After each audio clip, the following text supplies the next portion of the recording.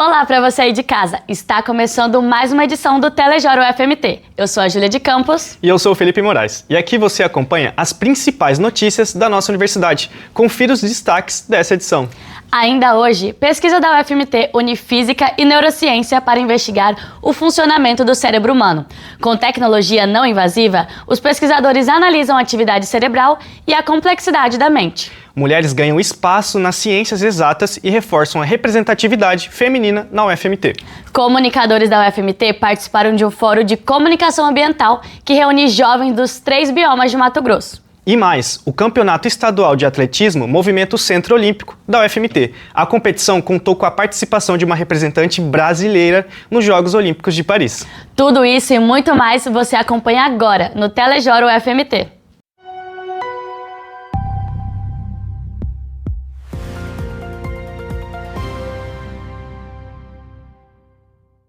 Entender como funciona o cérebro humano ainda é um dos maiores desafios da ciência. Na UFMT, uma pesquisa inovadora une física e neurociência para analisar a atividade cerebral e desvendar padrões que ajudam a explicar como pensamos, aprendemos e processamos informações. Nosso repórter Bruno Monteiro traz mais detalhes sobre esse estudo. A cada segundo, bilhões de conexões acontecem dentro do cérebro humano. Movimentos, emoções, memórias e aprendizado. Todos dependem de uma rede complexa que ainda guarda muitos mistérios para a ciência. O FNI, sigla para espectroscopia funcional no infravermelho próximo, utiliza sensores posicionados na cabeça do paciente. A luz infravermelho percorre um trajeto curvo entre emissores e detectores, permitindo mapear em tempo real as mudanças na oxigenação e na atividade cerebral. E para entender um pouco mais sobre o estudo, eu vim aqui no Instituto de Física conversar com a Isadora Matos, responsável pela pesquisa. Ela é uma técnica não invasiva que você pode pegar um paciente, certo? E analisar o sistema neural dele, a rede neural, e se ela acaba medindo medidas de oxigenação. Ou seja, se uma parte do cérebro ela está tendo mais atividade, como ela acaba tendo mais atividade, ela acaba consumindo mais energia, e no que ela consome mais energia, ela consome mais ATP e oxigênio. E a gente pode observar isso com a luz infravermelha. A tecnologia também pode abrir novas possibilidades de pesquisas em diferentes áreas. Uma delas é a educação. Aplicar essa técnica para analisar como é que um estudante aprende, por exemplo. Então, o professor vai falando, enquanto esse conjunto está na cabeça da pessoa, ele vai adquirindo o dado à medida que o professor vai explicando a disciplina, e a gente consegue visualizar em tempo real como o cérebro daquela pessoa está processando o conhecimento que ele está ouvindo ou está vendo. Segundo a professora Iramaia Jorge, é preciso analisar as relações que se formam entre diferentes regiões neurais e como elas se reorganizam constantemente diante de novos estímulos. Sistemas complexos são sistemas adaptativos, ou seja, eles estão o tempo todo se remodelando, se reestruturando para otimizar as relações entre as suas partes constituintes e entre o próprio sistema e o contexto em que ele está inserido. Essa capacidade de adaptação e reorganização também ajuda pesquisadores a compreender alterações provocadas por doenças neurodegenerativas. Para a doença de Alzheimer, ela é uma doença degenerativa, certo? Que ela começa na sua fase inicial e ela pode ir aumentando ao longo da sua vida. E se a gente ir detectando isso desde o início, ela pode ser tratada desde o início e não sendo tão agravante para no final da vida da pessoa. Com o apoio de tecnologias que monitoram o cérebro e da física para analisar dados complexos, a pesquisa ajuda a entender melhor como pensamos e mostra a importância da ciência feita em equipe dentro da universidade.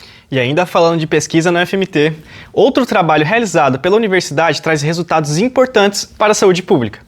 Um estudo feito pelo Hospital Universitário Júlio Miller e pela UFMT trouxe índices positivos para a segurança dos bancos de sangue em Mato Grosso. A pesquisa analisou mais de 60 mil doações e identificou baixa presença do HTLV, que é o vírus associado a doenças neurológicas e alguns tipos raros de câncer. O resultado positivo apareceu em apenas 0,1% das amostras analisadas. Segundo os pesquisadores, o monitoramento realizado nos bancos de sangue é fundamental para garantir a segurança das transfusões e o encaminhamento adequado dos pacientes para a rede pública de saúde. Em cursos como engenharia, física e matemática, a presença feminina ainda é minoria na UFMT. Esse diagnóstico combina com um grande estudo nacional do projeto Elas, que mapeou a representação feminina no contexto acadêmico e nas áreas do STEM, nas universidades federais do Brasil. A pesquisa mostra que as barreiras de gênero se repetem nas salas de aula, nos cargos de docência em todo o país. As mulheres da universidade sentem o peso dessa realidade diariamente e a UFMT não fica de fora desse parâmetro. A repórter Esther Santos traz mais detalhes dessa realidade. Uma pesquisa publicada em março de 2026 pela Fundação de Amparo à Pesquisa do Estado de Mato Grosso, FAPEMAT, revelou que cerca de 56% dos pesquisadores no estado são mulheres. O Brasil ampliou sua presença feminina na pesquisa. Entretanto, ao olhar para as áreas de engenharia, matemática e computação, esse número diminui. De acordo com as pesquisas, somente 24% das publicações científicas em engenharia são femininas, e em outras áreas esse número fica ainda menor, com 21% na ciência da computação e 19% na matemática.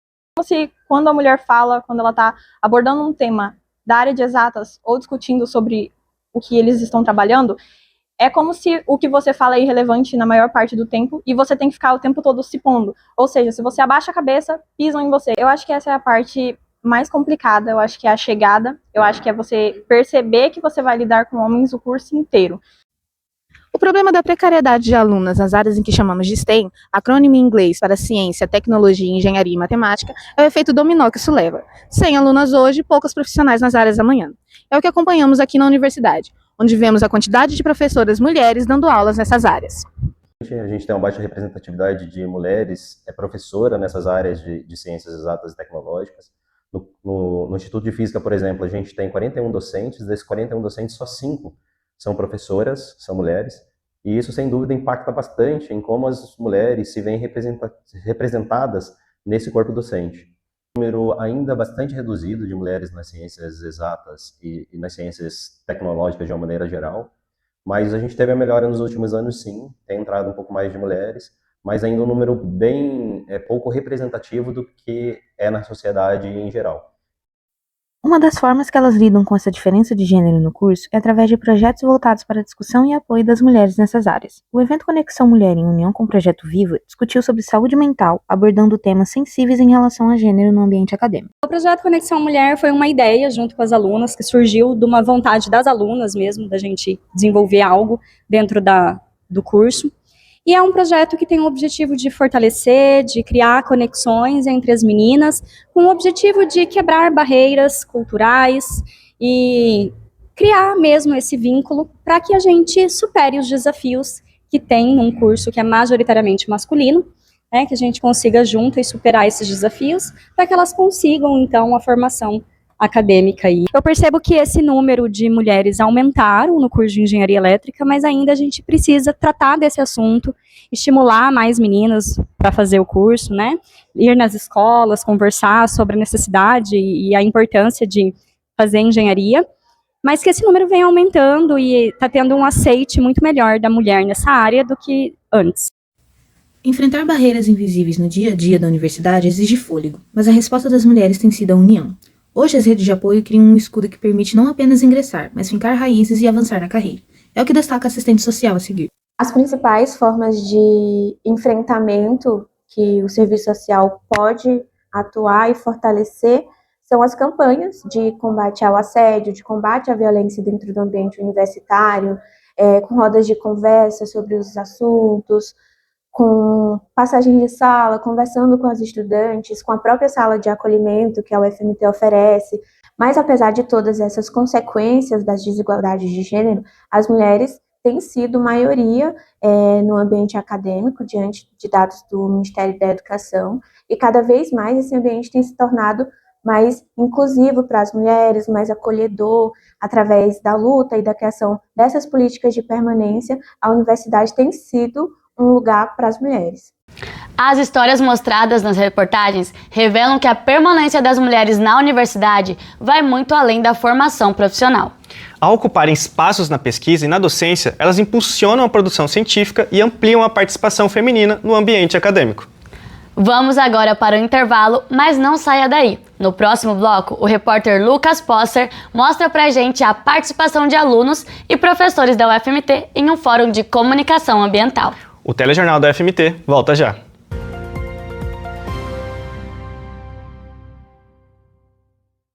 Você conhece o LabCenas?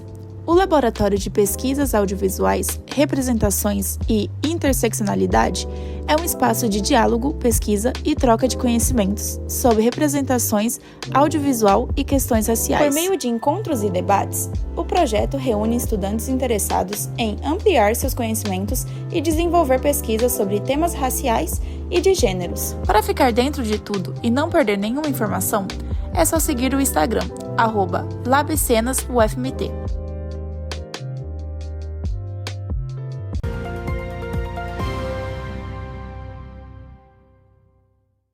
O Telejornal UFMT já está de volta. Comunicadores da UFMT participaram das oficinas do Fórum Popular Socioambiental de Mato Grosso de Comunicação Ambiental, o FORMAD. O projeto reúne jovens de comunidades, assentamentos e reservas dos 3 biomas do estado. Nosso repórter Lucas Posser acompanhou as atividades e traz os detalhes. Em Mato Grosso, comunidades tradicionais convivem diariamente com impactos da degradação ambiental e com a pressão sobre seus territórios. Mas além da luta pela preservação, outro desafio permanece: fazer com que suas histórias sejam ouvidas. Para mudar essa realidade, a iniciativa aposta na comunicação popular como ferramenta de fortalecimento dessas comunidades. Cara, viver diariamente os impactos ambientais no território é uma luta constante, né? Uma coisa que a gente fica triste, mas a gente não pode parar, né? A pressão dos madeireiros, grileiros, garimpeiros ilegais dentro da região ali são muito decorrentes naquela região ali, não só na minha Resex, mas também em outros territórios vizinhos lá. Como resposta a esse cenário, o Fórum Mato Grossense de Meio Ambiente e Desenvolvimento, o FORMAD, em parceria com a Proteja, reuniram jovens de 5 comunidades ligadas à terra para as oficinas: a Rede de Comunidades Tradicionais Pantaneiras, Resex do Ariba Roosevelt, Taboca e assentamentos rurais da CPTMT. Os encontros buscam formar uma rede em que os jovens consigam denunciar como a devastação do meio ambiente tem colocado em risco essas comunidades. Esse projeto ele surgiu com a ideia de que as redes precisam de comunicação. Nós pensamos em criar núcleos de comunicação popular e depois surgiu a ideia de criar um único núcleo dentro do FORMAD com essas vozes a partir das comunidades. Os participantes da UFMT trouxeram um levantamento acerca da cobertura ambiental em Mato Grosso. Já os organizadores da Proteja conduziram reflexões acerca da crise climática e o papel da comunicação diante desse cenário. As oficinas também aproximam a universidade das comunidades tradicionais. Além da troca de conhecimentos técnicos, estudantes e professores passam a conhecer de perto as realidades que raramente aparecem na cobertura jornalística. Ela vê como uma participação muito importante e fundamental, uma vez que um dos objetivos do curso é fazer a formação de futuros jornalistas que sejam mais atentos à pauta ambiental do estado de Mato Grosso. Quando os estudantes de jornalismo estiverem no mercado profissional de trabalho, isso possa ganhar ressonância junto à sociedade. Apesar de ser desafiador, é muito gratificante quando a gente consegue levar algumas dessas pautas, principalmente dos povos invisibilizados, marginalizados, que não recebem essa cobertura, e a gente tem essa missão de levar isso para frente. Assim, a comunidade eu vejo que já vem evoluindo essa comunicação para fora do território e de fora do território para dentro também. A comunicação de dentro para fora e de fora para dentro vem melhorando depois dessa experiência. Falo por mim e pela minha comunidade, né? Você ter um espaço para mim contar a nossa história é bem gratificante. Mais do que ensinar técnicas de comunicação, o projeto busca fortalecer uma rede permanente de comunicadores populares, para que as comunidades tradicionais sejam protagonistas das próprias narrativas e ampliem a defesa de seus territórios. Os próximos encontros da oficina ocorrem nos dias 25 e 26 de julho, onde serão apresentados os primeiros produtos do projeto FORMAD. E a Amazônia também esteve no centro de debates sobre o futuro da pesquisa científica em Mato Grosso. Uma região que abrange o norte de Mato Grosso e faz parte da borda sul da floresta amazônica pode ganhar um novo reforço para a pesquisa. As instituições iniciaram as tratativas para a instalação de um núcleo avançado do INPA no campus de Sinop e para a construção de uma nova torre de monitoramento ambiental na região. A proposta faz parte de um dos principais programas de pesquisa sobre a Amazônia e deverá ser encaminhada ao governo de Mato Grosso e ao Ministério da Ciência, Tecnologia e Inovação. A expectativa é fortalecer os estudos sobre biodiversidade, clima e mudanças ambientais, além de ampliar as oportunidades de pesquisa para a comunidade acadêmica. E falando em clima, o inverno já começou, mas o calor continua fazendo parte da rotina dos matogrossenses. Bruna Venuti, como que fica o tempo nos próximos meses?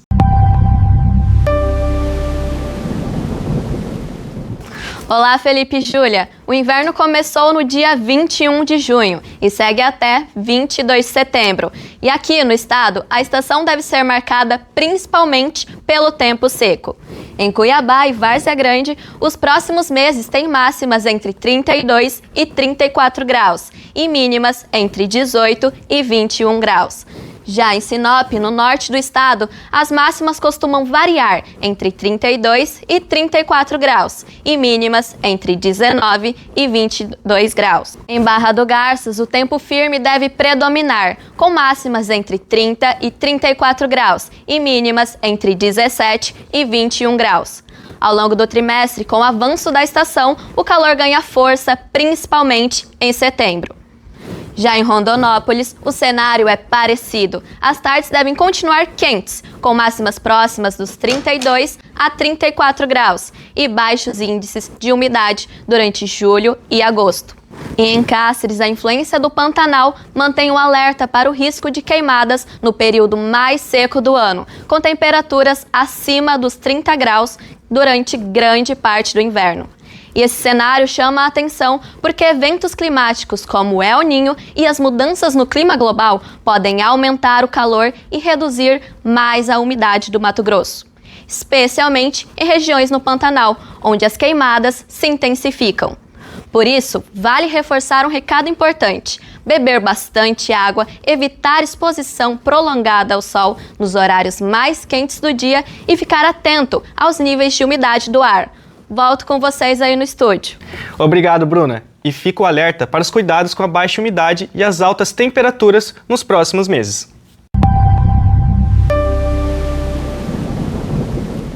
E a gente segue falando de temas que impactam o nosso cotidiano. O podcast Tornar Comum, iniciativa da Pró-Reitoria de Pesquisa da UFMT, lançou um episódio sobre os impactos da inteligência artificial na sociedade. A pesquisadora Josiane Silva de Oliveira discute como essa tecnologia tem transformado áreas como educação, ciência e mercado de trabalho.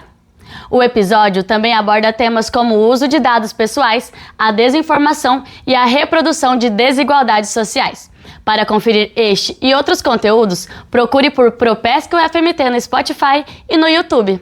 Continue nos acompanhando. Já já voltamos com o último bloco do Telejora UFMT.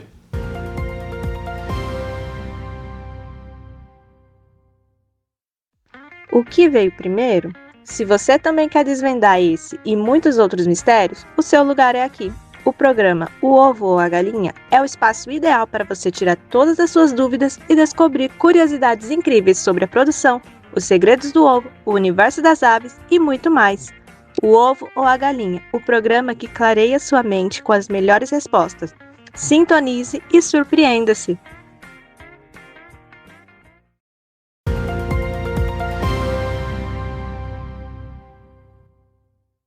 Estamos de volta! Agora é hora de falar de cultura. E quem traz novidades pra gente é o Gustavo Peçanha.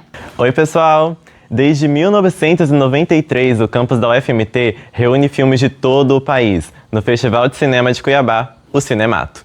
A edição deste ano ocorreu nos dias 29 de junho a 5 de julho, no Teatro Universitário, e reuniu 598 filmes nacionais.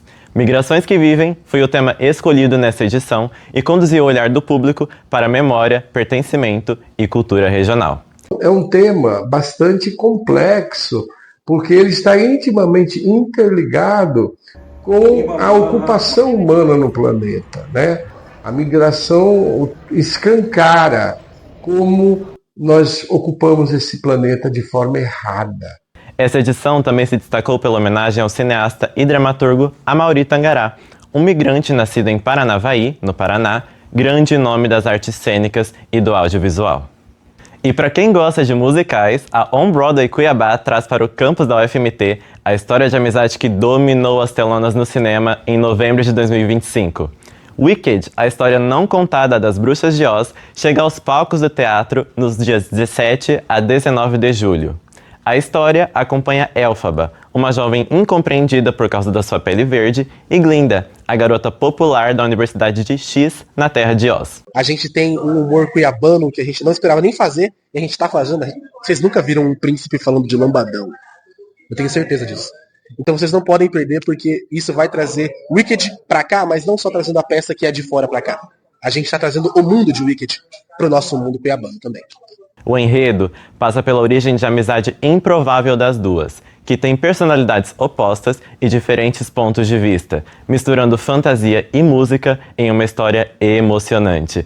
Os ingressos para assistir a peça podem ser adquiridos através do site yogoticket.com.br. Ainda falando sobre cinema, há mais de 2 décadas a Mauá transforma o campus da UFMT Cuiabá em um ponto de encontro para estudantes e amantes do cinema. O evento reúne produções realizadas por universitários e diretores independentes de países latino-americanos. Nessa edição, a gente teve um recorde de inscrições, né? Foi a edição que a gente mais recebeu inscrições.